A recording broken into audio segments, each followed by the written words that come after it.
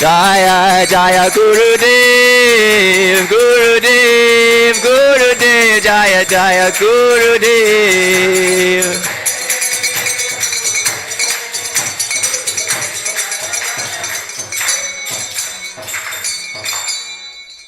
Jai Om Vishnupad Paramahamsa Parivrajacharya Stotra Shata Shri Srimad His Divine Grace Srila C. Bhakti Vedanta Swami Prabhupada Ki Ananta Koti Vaishnavrinda Ki Prem se kaho Shri Krishna Chaitanya Prabhu Nityananda Shri Advaita Gadadhara Shri Vasari Gaura Bhakta Vrinda Ki Shri Shri Radha Gopinath Ki Jai Jagannath Baladev Subhadra Mai Ki Shri Gaura Nitai Ki Nitai Gaura Premanandi Srimad Bhagavatam Ki Jai.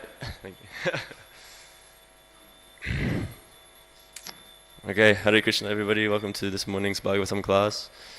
We're reading from the 4th canto, chapter 15, verse 5.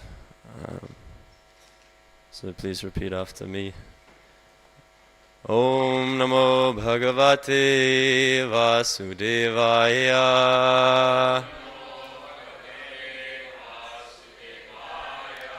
Om Namo Bhagavate Vasudevaya.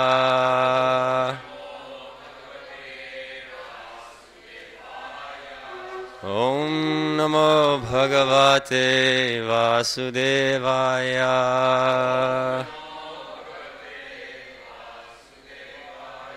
Narayanam Namaskritya Naram Chaiva Narottamam Devim Saraswatim Vyasam Tato Jayamudirayet Nashta Prayeshva Badreshu Nityam Bhagavata Sevaya Bhagavati Uttamashloke Bhaktir Bhavati Naishtiki.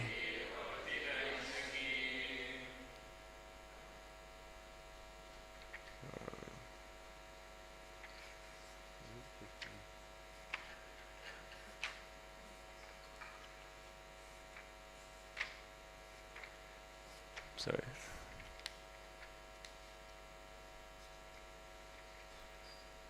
Okay.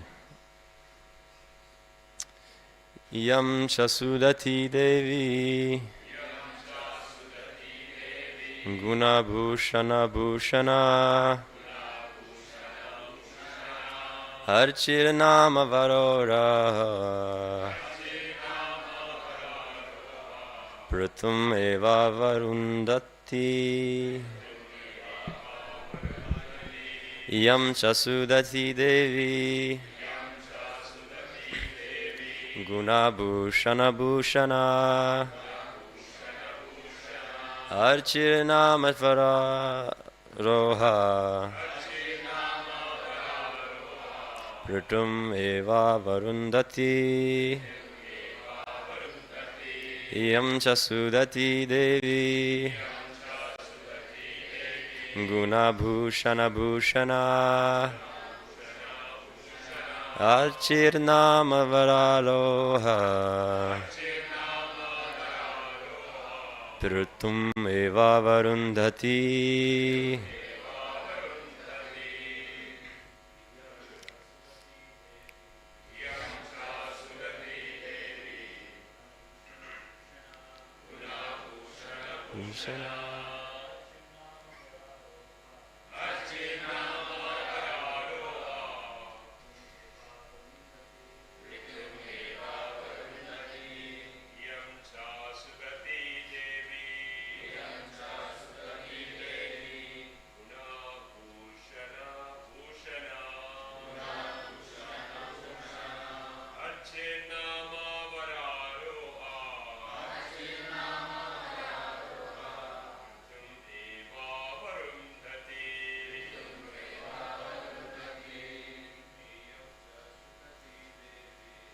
Yam Jesus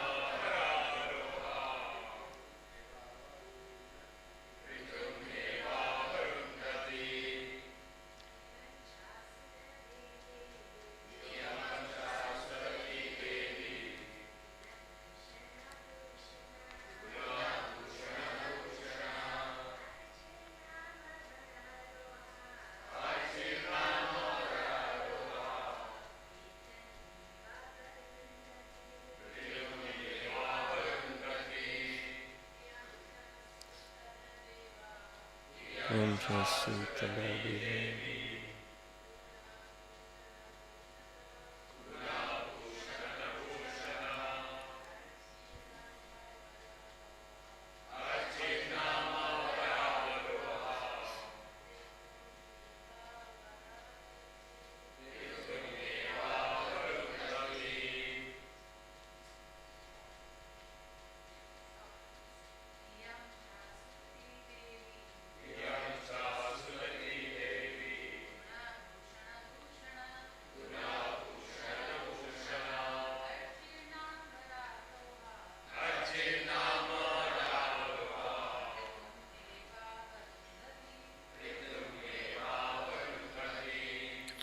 Okay, we'll go through the word for word.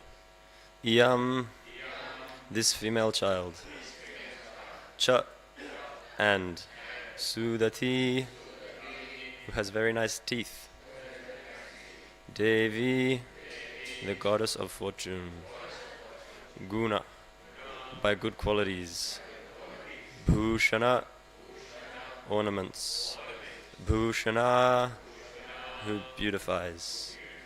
Archi, Archi. Nama, by name. Vara Aroha, very beautiful. Pratum, unto King Prithu. Eva, certainly. Avarundhati, being very much attached. Okay, translation by His Divine Grace Srila Prabhupada Ki. The female has such beautiful teeth and beautiful qualities that she will actually beautify the ornaments she wears. Her name will be Archi. In the future, she will accept King Prithu as her husband. Okay, I'll just quickly go through the second verse. Oh, it's 2 verses today? Yeah. Esha saksha dhare jato lokari rakshaya iyam cha tatparahi shrir anujagye napayini. In the form of King Prithu, the Supreme Personality of Godhead has appeared through a part of his potency to protect the people of the world. The Goddess of Fortune is the constant companion of the Lord, and therefore she has incarnated partially as Archi to become King Prithu's queen. In purport by Srila Prabhupada, in Bhagavad Gita, the Lord says that whenever one sees an extraordinary power, he should conclude that a specific partial representation of the Supreme Personality of Godhead is present. There are innumerable such personalities, but not all of them are direct Vishnu Tattva, plenary expansions of the Lord.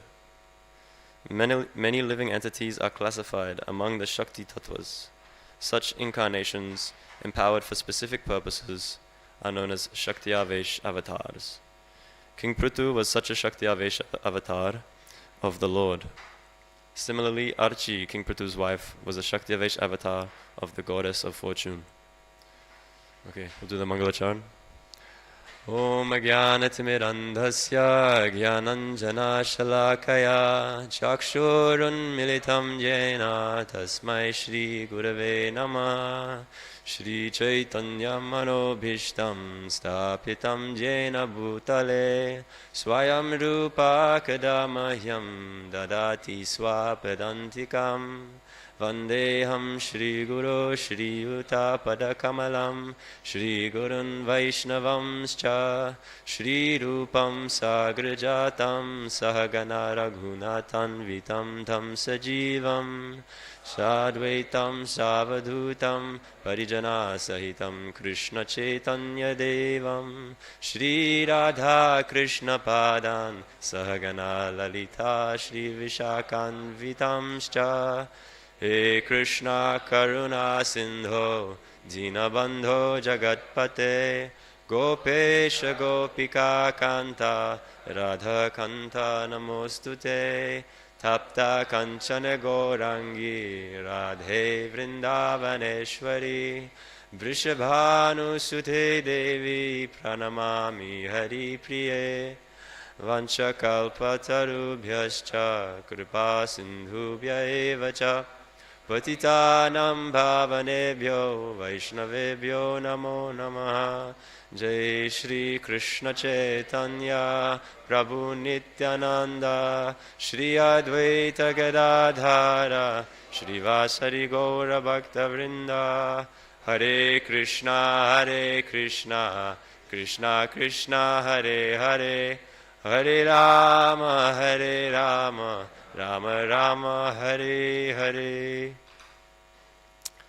Okay, Hare Krishna.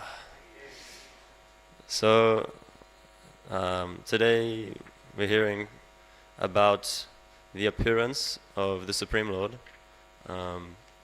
and his eternal consort, his Shakti potency, which is Lakshmi Devi, or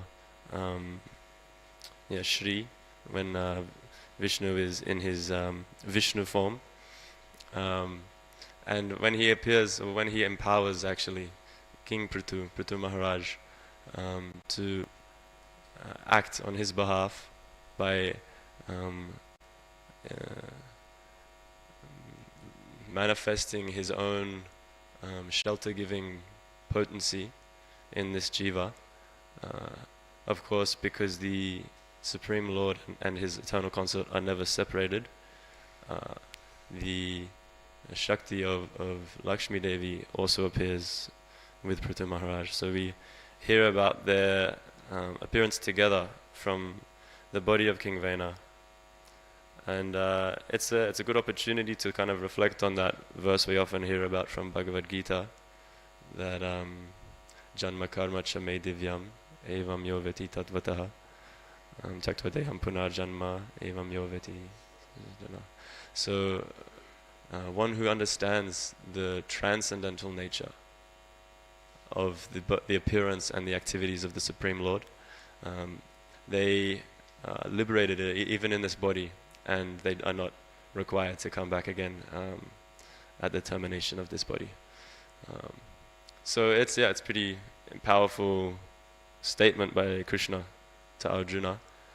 And so how can we attempt to follow that instruction? How can we attempt to understand the appearance and the activities of the Supreme Lord, which are so transcendental, so inconceivable? This is basically, it's an opportunity to do that.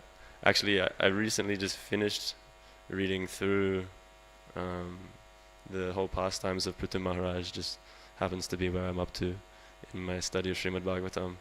And right at the end you get all of the phala stutis, like the benedictions basically for reading that pastime. And I don't know if anyone else gets this, but when you read those phala stutis, it's kind of like a slap on the head moment, like, what was I doing? Because it says, like if one reads this pastime attentively and with deep devotion, and you're just like, oh my gosh, all these benedictions are just going completely over my head. I was just reading through as quickly as possible, It's the same thing here. We have another opportunity to hear about the transcendental appearance of the Supreme Lord. So we should be very attentive. And Prabhupada gives us, he's trying to explain to us this tattva, which is very deep. This idea of the Shakti Avesh avatar as well, in contrast to the Supreme Lord coming personally. So I've been listening recently to the classes from His Grace Ganesham Govinda Prabhu, which we have on the ISKCON YouTube account. He goes through systematically through the 22 Leela avatars of Krishna. And it's said in the Srimad Bhagavatam, actually at the end of, I think it's the 3rd chapter of the 1st canto, Shukadev Goswami says that Ete Chanksha Kala Pumsaha Krishnastu Bhagavan Swayam. So all of these different Leela avatars are just portions, expansions, anksha, or portions, plenary portions, kala, of the original Supreme Personality of Godhead, Sri Krishna. So it's actually there, it's given in the Puranas, right there in the Bhagavad Purana, that Krishna is the Supreme Personality of Godhead. It's pretty evident in the Vedic literatures. Although Rupa and Sanatana Goswamis, they expand on that with the rasa theory to try and add more depth and detail to that exploration of the supremacy of Krishna, by establishing Krishna in the topmost position just on the basis of his beauty, actually. Beauty as a source of truth. Not like mental speculation, but something that we experience. The most true thing we've ever actually experienced is a sense of joy and fulfillment and love, and that conquers actually anything that the mind can come up with, is that inner conviction which comes from experience. So like that, Rupa and Sanatana, they establish Krishna is the Supreme Personality of Godhead. But still, we, in the Srimad Bhagavatam, we have to go through so many cantos before we can hear about this Swayam Bhagavan. And that's the beauty of Srimad Bhagavatam, actually, and the beauty of the transcendental nature of the Supreme Personality of Godhead is that any part of the Absolute is equally absolute in Tattva. So we hear about even the devotees of the Lord, because they are merged in their desire to serve the Lord. Their everything they do is in line with the will of the Lord. They are therefore one with the Lord in that sense. And so, even just reading about, even if there's not any, Supreme Personality of Godhead present in this pastime, particular pastime, we're hearing about his devotees, and so all of it, anywhere that you, any way that you eat the cake, it's going to be sweet. And this whole Srimad Bhagavatam, actually, Prabhupada says, if one thinks, that these earlier, even the philosophy, the dense philosophy or prayers or things like that, if we think that they are different from the esoteric Ras Lila and Rasic pastimes of the Lord, then we are actually making offenses. All of it is the most sublime, because it's in connection with Krishna. So in that way, I'm planning to knock you all over the head with a bit of philosophy to start the class. We're going to have a look at those different, you could say, like levels of Krishna's expansions. What is the difference between an expansion, a portion, an avatar, all of these things. What are the different kinds of avatars? I don't know, maybe we can try and get through a bit of that. And if you can make it through, then we'll maybe have a couple pastimes at the end. And maybe even a bhajan if we're lucky. Okay.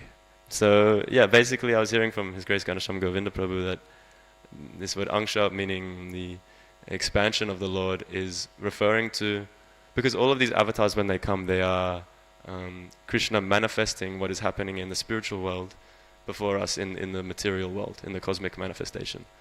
So Krishna is completely aloof. He's always beyond, transcendental to the three modes of material nature. So when he appears in the material world, he is appearing, his entire abode, his associates and everything that is there in the eternal spiritual world is becoming manifest here. There's a really potent metaphor that Prabhupada gives of when the sun rises in the morning. To us it looks like the sun wasn't there, and then it appeared, and then it moves through the sky throughout the day. But actually the sun is fixed in one position in that context, right? So it is actually our orbit, our evolution, revolution that makes that sun appear before us. And in the same way, Krishna is eternally engaged in his transcendental pastimes in the spiritual world, and in the material world, occasionally they become visible to us.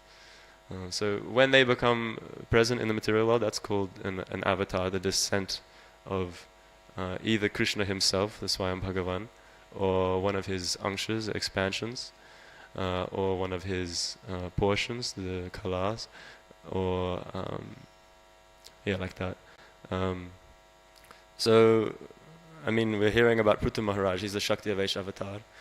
Maybe we'll explore what the 6 kinds of avatars are quickly. So first of all, there's the Purusha incarnations. This is coming down from, so the first, I was talking with Chidananda Mahaprabhu about this just this morning actually, trying to get my own head around it. It's so detailed and so amazing what is available in the Vedas. But the first expansion of Krishna being Balaram, the Adi Guru, we call him the Adi Guru because he is the original representative of Krishna, the first expansion, and of course non-different from Krishna. And from him comes Sankarshan, another expansion, and from Sankarshan comes the Chatur Vyuha, so 4-fold expansion of Krishna, which is Sankarshan again, Aniruddha, Pradyumna, and Vasudev. So they expand from Sankarshan, and then from that next Sankarshan comes another Chaturvyuha, and from that Sankarshan, the second Chaturvyuha, or from each of those 4, the second time around comes another expansion, so that we have this sort of like blossoming flower. There's some nice charts that you can look at which depict it visually, like an opening flower. And in that way Krishna expands, and all of these different 4-armed forms of Krishna, Chatur Bhuj, he's got with his Padma, Shankha, Chakra, Gada, the 4 items in his hands. They can be manifest in 24 different combinations, right? And so each one of those is a different expansion. So it's already getting quite complicated, but from there down comes the Purusha expansions. And the Purusha expansions are basically in charge of the manifestation of the cosmic, of the material world, although they are also eternally situated in the spiritual world. So the first being Karano Dakashayi Vishnu. So each of these 3 is lying down in an ocean, which I think is the Shayi part of that name. So the Karana Dakashayi Vishnu, the Vishnu who lies down in the causal ocean, right? We know that Krishna is glorified as being the Sarva Karana Karanam, the cause of all causes. And so there he is lying in the causal ocean, just taking deep inhales and exhales, and millions of universes emanating from his pores. And so then into each universe he expands further as Garbhaho Dakashayi Vishnu. So we hear in the 3rd canto, I think, about how each universe is a cosmic egg, and the sort of shell is the Garbha, like the womb of this universe, which has different extensions of the like elementary elements covering this universe. And Ganesham Prabhu, he mentions that I think it's 50% filled with the cosmic waters, right? And on those waters is lying Garbho Dakashayi Vishnu, so in the Garbha ocean. And from his navel sprouts the lotus stem from which all of the living entities whose desire to enjoy separate from Krishna is manifesting actually this entire universe. It's that desire of all those living entities in that lotus coming from Garbha Dakashayi Vishnu's navel, which manifests this universe. And the most prominent of those living entities is Lord Brahma, or the most qualified, I guess, to sort of represent Krishna in that universe. But we'll come back to that, because that's getting into another territory of avatars. From Garbha Dakashayi Vishnu expands Kshiro Dakashayi Vishnu. So into all of those living entities coming from the lotus of his navel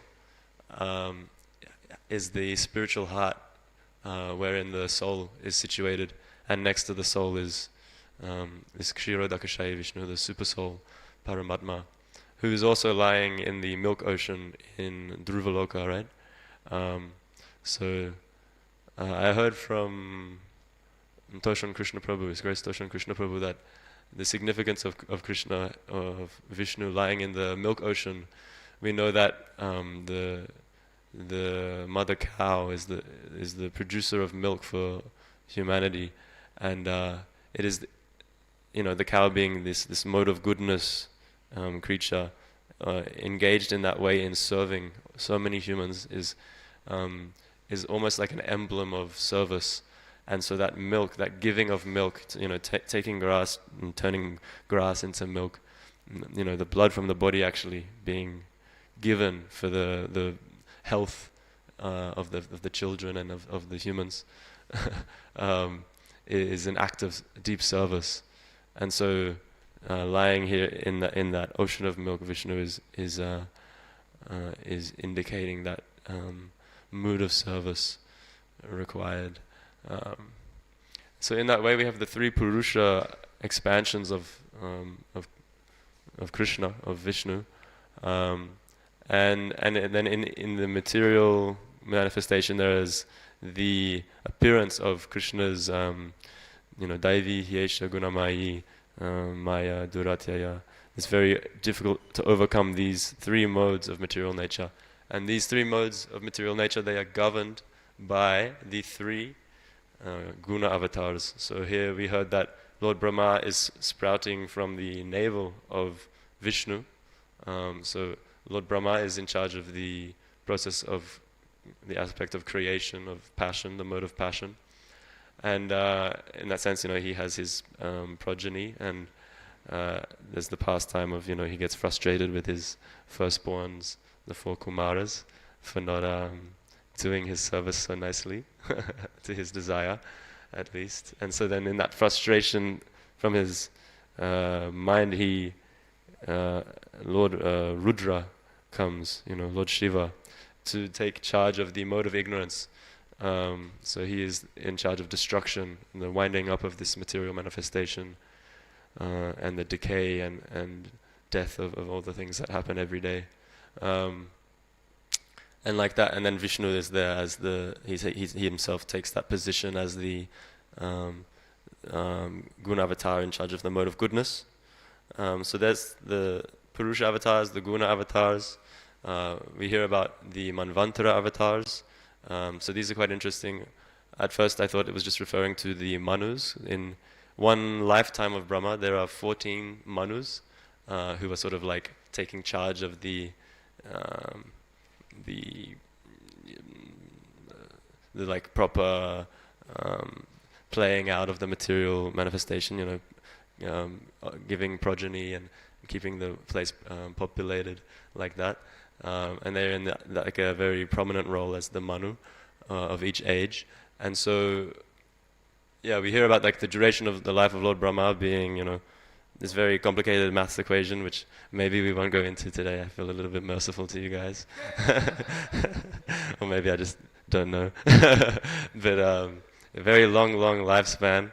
And within that lifespan, there are 14 Manus, right? So if you divide that lifespan by 14, you get basically around 71 billion years each Manu is reigning.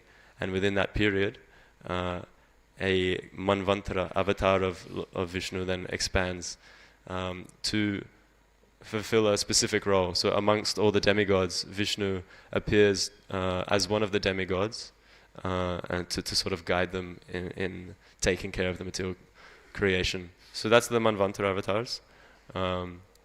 And then we hear about the Leela avatars, the 22 Leela avatars. I think Ganesham Prabhu does a much better job of explaining that. It's a very beautiful, like long series with many lectures explaining, many to go into, so many different incarnations. We know about the sort of Dash avatars, right? The 10 different incarnations that are given in the Srimad Bhagavatam as like the prominent Leela avatars, but there are many, and actually each one has their own like variants within different cycles of the yugas. So like that, there are all these Leela avatars appearing, and then we hear about the Yuga avatars. So that's in a specific yuga, Krishna appears in a specific form for that yuga. So a little different to the Leela avatars. They're coming in a particular yuga with a particular purpose. And it's described that in each yuga they take different colors. So there's like Shukla, white form, which comes in Satya Yuga, and teaches about meditation as the Yuga Dharma. Then in Treta Yuga, he comes in a red form, Rakta avatar, who teaches about fire sacrifice as the Yuga Dharma. And then in Dwapara Yuga, he comes as Krishna, of course, Sri Krishna, with a blackish form, Shyam, and teaching about deity worship as the Yuga Dharma. And then, as Prahlad Maharaj says, he calls Krishna or Nrsimhadev, he calls him as Tri-yugi, he who appears in 3 yugas only. And there's many hints to this, like in different sort of different pastimes. We'll talk a little bit later as well about another hint towards the concealed Yuga avatar of Kali Yuga. But basically, we hear at the end of Srimad Bhagavatam this verse, Krishna Vanam Tusha Krishna Sangopanga Straparshadam Yagyai Sankirtana Prayar Yajantihi Sumeda Saha. So Krishna comes in Kali Yuga to spread the Sankirtan movement as the Yuga Dharma, the means by which we can approach the Supreme Lord in this age. Right? We say Hare Nama, Hare Nama, Hare Nama Eva Kevalam Kalao Nastyeva, Nastyeva, Nastyeva Gatiranyata. In this Kali Yuga there is no other way, there is no other way, there is no other way than chanting the holy names of Sri Krishna.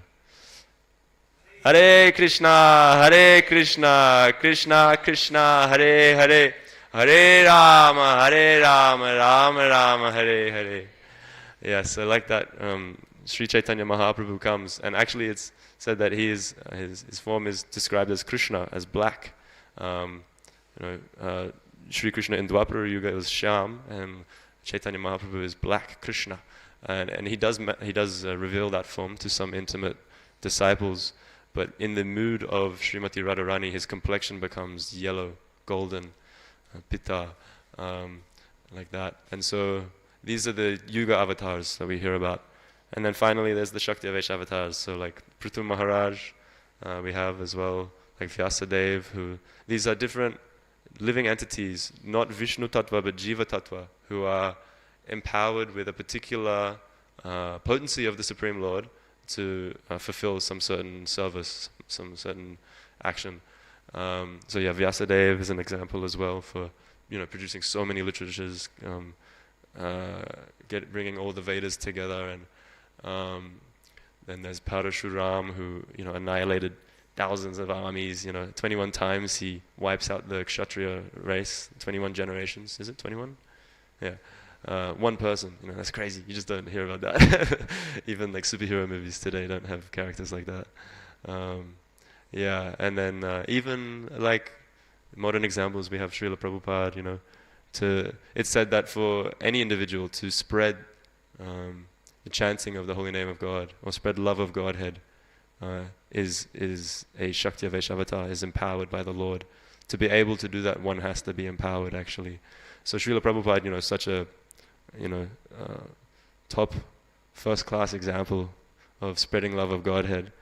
At the age of 69, 70 years old, coming to America, the Western world, and within however many years, circling the globe, temples in every different country in the planet, and a massive movement in just a few years at such a late stage of life. It's just inconceivable. But even, we see in just people who, like devotees like us, who are engaging in that preaching movement. Actually, it's said like when one distributes a book on the street, they are being embraced by Chaitanya Mahaprabhu. So like that, we become so dear to the Lord, and we become empowered by the Lord when we just make any effort that we can make in preaching this Krishna consciousness movement. It's interesting. Like, there's some, book, so many stories from book distribution you hear. Just crazy things happen that just seems so far beyond like, anyone's potential to make that happen. It's just amazing coincidences and things. There was one literally just a week or two ago. Was out with Bhava Vibhushan Prabhu, and yeah, we'd been doing book distribution all day, and we had like maybe 3 or 4 books left, and no, I was down to my last book. I think Prabhu got rid of like he distributed like 3 real quickly, and we were sort of I think it was time to get back to the temple, so we were trying to get all the books out rather than bring anything back with us.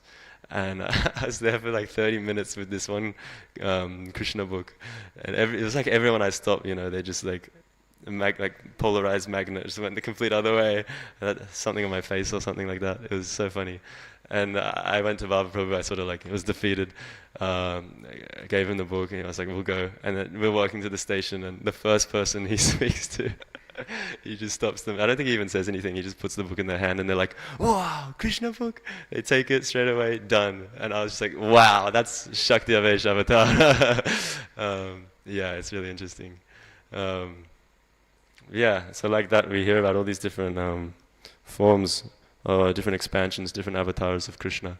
It's said that like when you throw a stone into the water and the ripples come, it's impossible to count how many ripples there are, because they're just always, every moment, more and more. You try to count and there's more and more, and they're always increasing. So like that, from every expansion comes so many expansions, and from every yuga avatar, there's so many yugas, right? To come again and again and again. Like that, it's just inconceivable. We can't, you can never quantify the Supreme Lord.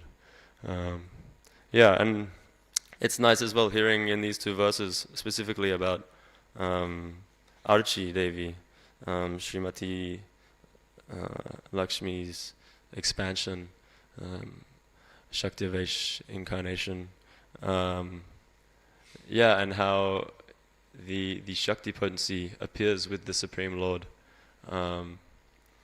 It's given later on in this pastime, we don't hear so much about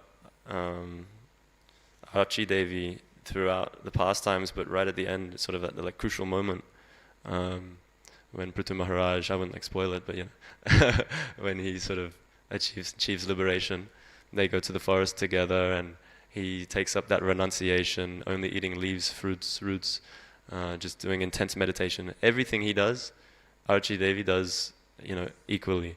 And she is glorified more so for doing it, because, this idea that she has a more fragile body, things like that, whereas Prithu Maharaj has been engaging in all of these different devotional service throughout their life so far.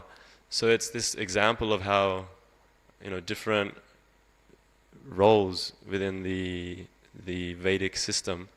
The woman is like, just by being chaste and taking that glorified position of the servant, which we all are aspiring to become, being the servant of the husband of the family, they receive all of the spiritual potency that is there, that is achieved by the husband. And is glorified more so for doing so. It's seen that when Prithu Maharaj leaves his body, Archi herself puts his body on the funeral pyre, and in such separation, from her husband, is the one who carries out the funeral proceedings, and then on top of that, throws herself in the fire. Like that is a level of detachment from the bodily concepts and austerity that. Withstanding that experience that is unique to the woman in Vedic culture, and very glorified here in this pastime. Recently I was in India actually, and I was very fortunate to spend some time in Mayapur, Sridham Mayapur, and yeah, it's kind of crazy. Everywhere you go there's different sadhus, just like they're like growing on trees. There's just everywhere you look there's a Swami. It's like wow. And I got to spend some time with His Holiness Subhag Swami Maharaj. One of the days we were there, we took like a ferry, like all of his disciples who were there, took a boat across Ganga to from Navadvip to Kola Dweep. So that's Kola. I was just reading recently. Kola means like a boar, like Varaha. So it's explained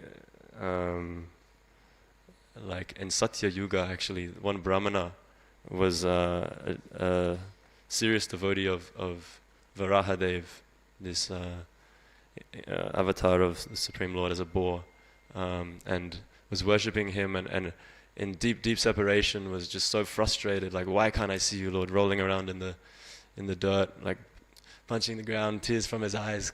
Lord, why won't you give me your darshan? And in that state, he hears this transcendental Vani saying that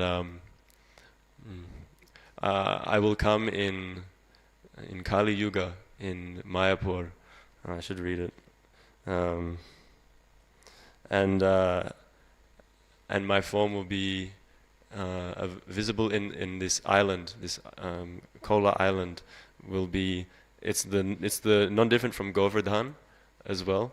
It's said it's like the Govardhan of Mayapur, but it is also the representation, or it is the expansion of Varahadev. And so he says, in your next birth, you will take birth in Mayapur, and I will become manifest as Sri Chaitanya Mahaprabhu. So this is in Satya Yuga, and this Brahmana even writes himself, so this is like evidence of this, that Lord Sri Gauranga will manifest his pastimes in Nadia during the Vaivasvata Manvantara, at the beginning of Kali Yuga. All the rishis kept this information hidden, only hinting at the truth, so that only the most intelligent could understand it. The glory of these pastimes will spread when the Lord manifests himself in Nadia. Now this truth is being kept secret, but I can understand the hidden truths by the glimpse I have seen. So like that, we hear about this special island in Navadvip, and we were heading there specifically to go and see a particular deity of Sri Chaitanya Mahaprabhu that's on this island, the Dhameshwara Mahaprabhu, which is actually the personal deity hand carved by Vishnu Priya Devidasi, the second wife of Mahaprabhu. So again, we're hearing about the glories of the Shakti of the Supreme Lord. There's actually three different Shaktis which come from the Supreme Lord, which always accompany him. Does anyone know what those three Shaktis are? Any of them? Bhu Shakti is one. Shri Shakti. Yeah, Leela Shakti. Leela. Yeah. So in Gaura Leela it's explained, Subhag Swami Maharaj was explaining when we were there at the temple, that Mahaprabhu's first wife is Lakshmi Priya Devi. She is the Shri Shakti of Mahaprabhu. She comes in Gaura Leela as Lakshmi Priya. And when Mahaprabhu is doing his preaching mission in Bangladesh, out of such intense separation, she gives up her body. Such intense devotion for the Lord. And so when he comes back, Sachi Devi, his mother, is really aggrieved and not speaking to Mahaprabhu. And eventually she says, she tells him to get married again, to take another wife, and so he does.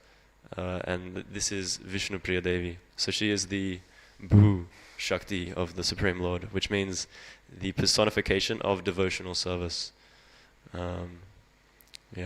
And so like that, just soon after they get married, Mahaprabhu, really bringing that bhav of separation into, the Leela, he takes sannyas and heads out on his, Madhya Leela pastimes. And so Vishnu Priya Devi is, again, in this intense separation, and she carves this deity out of the neem tree. This is the Dhameshwara Mahaprabhu deity. It's a very beautiful deity with like very big lotus eyes that like go from the nose to the ear, like just great big eyes looking at you with most deities most of Mahaprabhu, they've got their hands in the air, like reaching out in ecstasy and separation from Krishna. But this particular deity of Mahaprabhu has his hands out, like reaching out to his devotees. It's very beautiful. It was interesting seeing in Mayapur how they have so many different presentations of Mahaprabhu as well. Like, I think it was like Prabhupada who sort of established this worship of Gauranitai specifically. Like his Guru Maharaj, his Srila Bhaktisiddhanta Saraswati Thakur, would worship Radha Krishna Mahaprabhu, like 3 deities together, and his father Srila Bhakti Vinod Thakur would worship Gaur Gadadhar. So many temples in Mayapur you see like that, Gaur Gadadhar, again this Shakti of the Supreme Lord side by side. Gadadhar Pandit would be then on the left side of Mahaprabhu, on his left. Yeah, so like that we were hearing about Vishnupriya Devi and her intense devotion. She married Mahaprabhu at 16 and then he left for sannyas, and she lived until 96 years old. So for 80 years she was worshipping this deity. And it's said that she would, every round of japa, so 108 times chanting the Maha Mantra, she would take one piece of rice and move it to the other side. And that was her only food for the day. That was her austerity. That's her level of austerity. So yeah, we hear about these exalted Vaishnavis in our tradition, not just for their chaste service as wives, but for their intense devotion and their severe austerity and intense detachment. Something that we should all be inspired by. Yeah, and so like that was hearing about the Shri Shakti and the Bhu Shakti. Does anyone know the Leela Shakti manifest in Gaur Leela? Because Mahaprabhu didn't take a third wife. It's said that the Leela Shakti is the Sri Dham Mayapur herself. So it's said that when the Supreme Lord descends, he descends with his transcendental abode and all of his associates. So maybe if we have, maybe we don't have time. Would you rather do questions or a bhajan? Quick bhajan. Maybe we can do a quick bhajan, and then if you need to go, you can please go. Or if you need to go now, you can also leave now. Okay. If you want to just pull up quickly the Shri Krishna Chaitanya Prabhu Jive Doya Kori, we can sing this bhajan together. Basically describing how Mahaprabhu is the mercy incarnation of the Lord, and how he is also Swayam Bhagavan. He is also the original Supreme Lord, but he descends out of compassion for the fallen souls, and so he descends to give this very rare jewel. It's very difficult to retrieve, which is pure love of Godhead, and he's distributing it freely. And so it says that he comes down with his Sri Dham and with his associates, and he spreads this pure love of Godhead. So we'll do this bhajan together quickly. Do you want to play the Mridanga?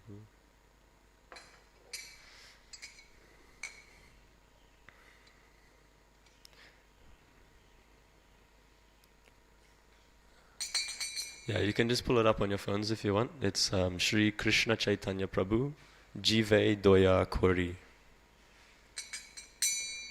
Shri Krishna Chaitanya Prabhu Jive Doya Kori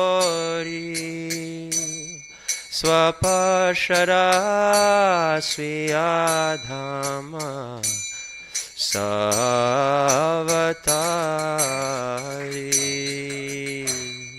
Shri Krishna Chaitanya Prabhu Jive Doya Kori Swapashara Swiyadhama Savatari.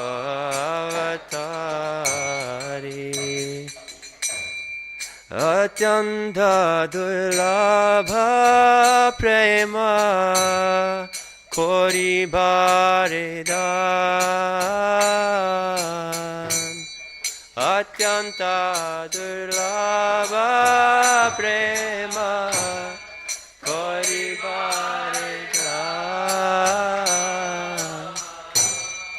Shikaya Sharanagati Bhakta Edward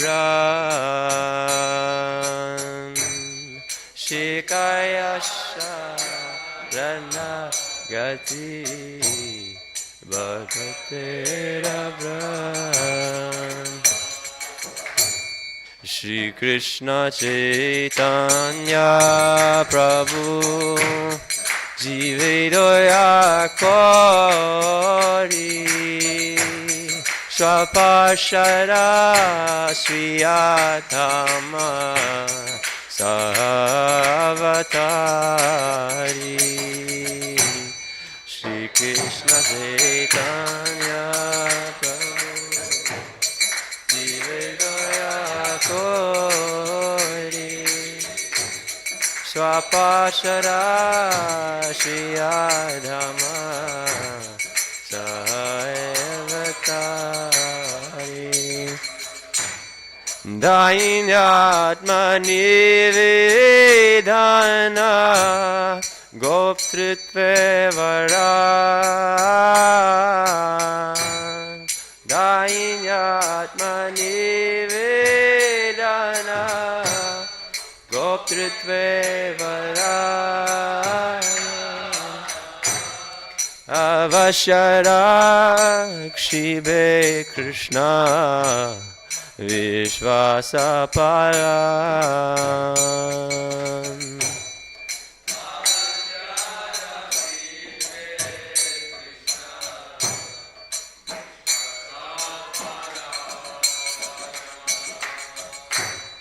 Bhakti Anukula Matra Karya Svikara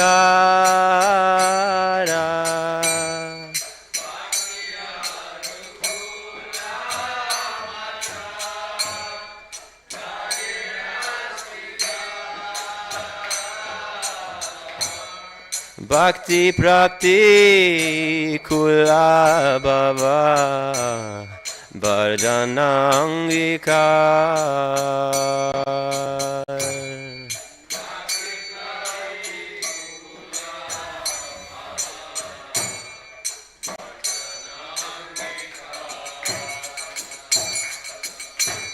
Shri Krishna Chaitanya Prabhu. We'll all sing together.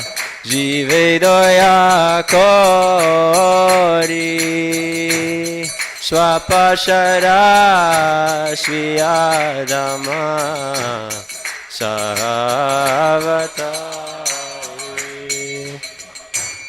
Sharanga Sharanagati Hoi Bejahara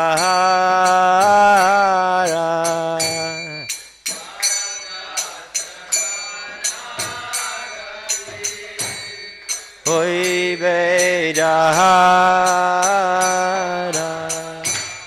Tahara Prarthuna Shune Shri Nanda Kumar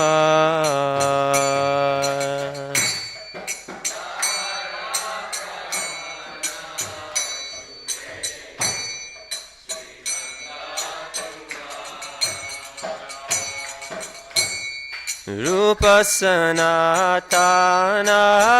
Pare Dante Trinakori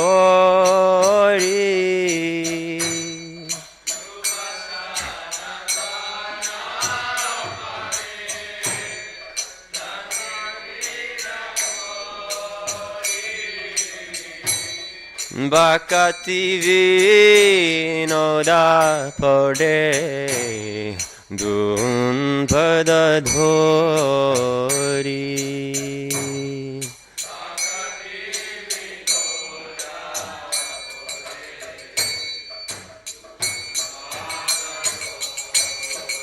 all together. Shri Krishna Chaitanya Prabhu Jivedaya Kori Swapashara Sriyadhama Savatari Kandiya, Kandiya bole, Amito Adham.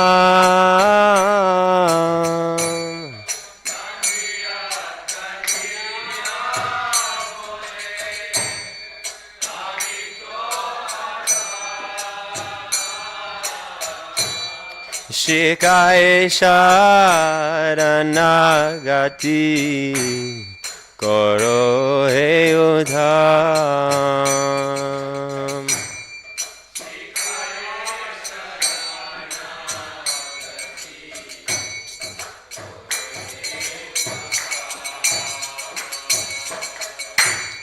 Hare Krishna, Hare Krishna, Krishna Krishna, Hare Hare, Hare Rama, Hare Rama, Rama Hare Hare.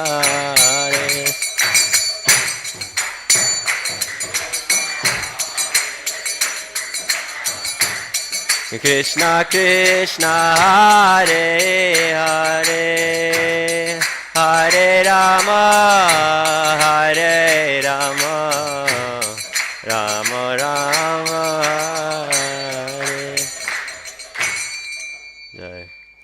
So Bhaktivinoda Thakur is explaining here the six-fold process of Sharanagati. Maybe we can read the translation like in our own time. If anyone has any questions, quickly ask, or if you need to go, you can go.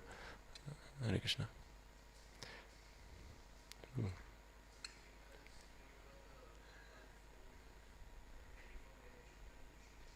The 24 variations of Vishnu? Oh. I don't know so much, to be honest. I understand that I was hearing from Chidananda Prabhu, His Grace Chidananda Prabhu, that from each of the second Chaturvyuha, so Aniruddha, Sankarshan, Vasudeva, and Sankarshan, did I say that? Pradyumna. From each of them comes another four the second time around, and so like that you have you can look at the map. Basically, each has a unique name. There's like Ajita, Pradyumna. I can't remember. There's quite a few different names. Yeah, true. Keshava, Narayana, like that. And so I guess we do 12 positions on the 12 markings on the body with tilak. There's 24 of those altogether, and like that they all hold different. Mahaprabhu explains to Sanatana Goswami actually in Madhya Lila in much more depth and detail all the different expansions and incarnations, and so you can have a look in that maybe.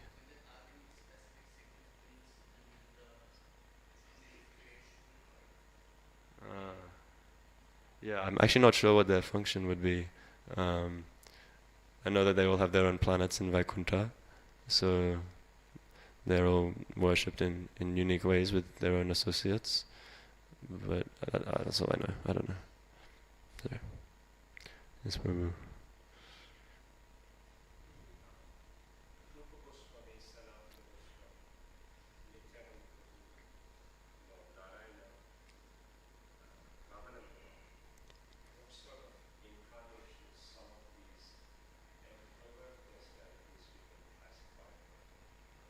Yeah.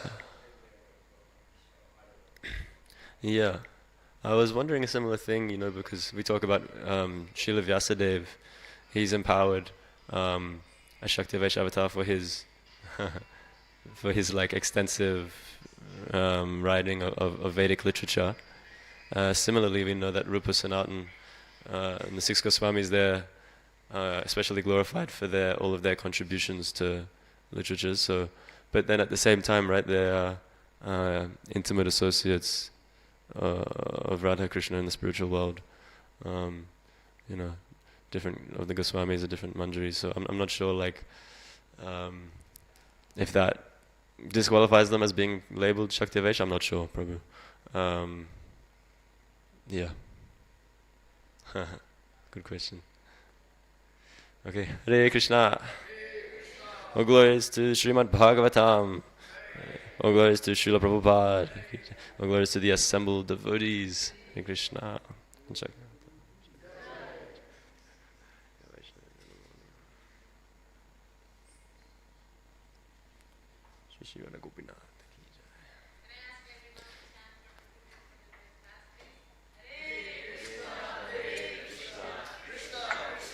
Hare Hare, Hare Rama.